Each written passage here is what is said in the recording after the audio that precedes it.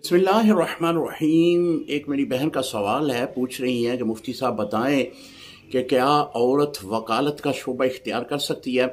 जी, वकालत के शोबे में जो ज़्यादातर झूठ और रिश्वत का एहतमाम रहता है, अगर झूठ और रिश्वत से बचा जाए तो आप ये शोबा इख्तियार कर सकती हैं। बाकी ये है कि सैयदी आला हज़रत इमाम अहमद रज़ा खां बरेलवी रहमतुल्लाह ताला ने इस ज़िमन में 5 शराइत लिखी हैं औरत की।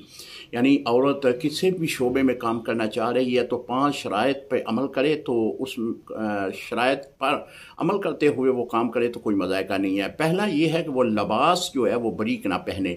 दूसरा ये है कि वो अच्छी तरह पर्दे का एहतमाम करे, यानी अपने जो हाथ हैं उनको भी अच्छी तरह वो पर्दे के एहतमाम के साथ रखे।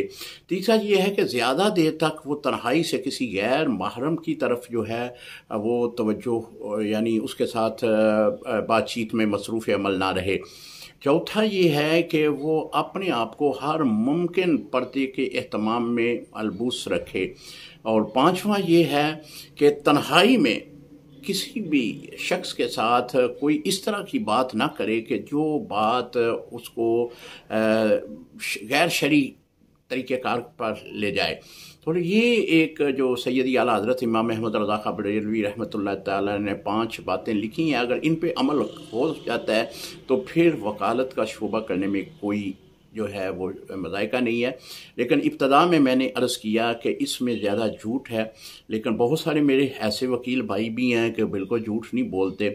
एक बहुत ही मेरे प्यारे दोस्त हैं, मैं कभी कभार उनके पास जाता हूँ, बहुत ही नेक आदमी है और ख़त्म नबूवत पे बड़ा काम करते हैं। तो मैं उनसे अक्सर ये कहता हूँ कि ये तो शोबा इस तरह का है तो आप माशाल्लाह इसमें काम कर रहे हैं। वो कहते हैं अक्सर कि मुफ्ती साहब, मैंने ज़िंदगी में कभी भी ऐसा केस नहीं पकड़ा कि जिसमें मुझे पता हो कि यहाँ पे झूठ बोलना है।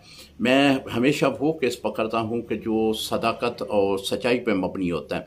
तो अल्लाह ताला इस तरह अमल करने वालों के साथ होता है, क्योंकि उनकी नीयत अच्छी है, उनका जो इरादा है वो अच्छा है। अगर इस तरह का अगर आप भी काम करेंगे तो कोई मज़ायका नहीं है। अस्सलामु अलैकुम रहमतुल्लाहि व बरकातहू।